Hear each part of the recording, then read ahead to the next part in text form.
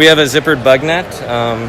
It stores at the one end of the hammock. You can unzip the whole bug net. There's zipper pulls on both sides, so you can easily get in and out on either side of the hammock.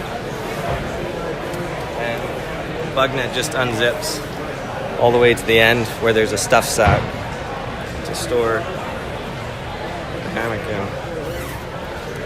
And I see that you guys are these for the underquilt here? What can you those tell me are about these parts here. Those are pack hooks. We have 4 on each corner, one on each corner of the hammock, and that's to secure your underquilt.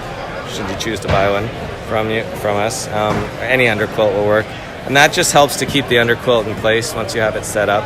It doesn't wiggle around or fall off off your shoulder. Usually is the challenge a lot of people have. So these are just it ties everything in nicely together. And we do have some pullouts.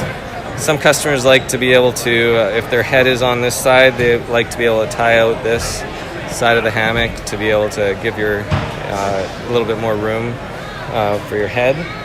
And then the inside loops you can secure a pillow to, or a flashlight, some gear.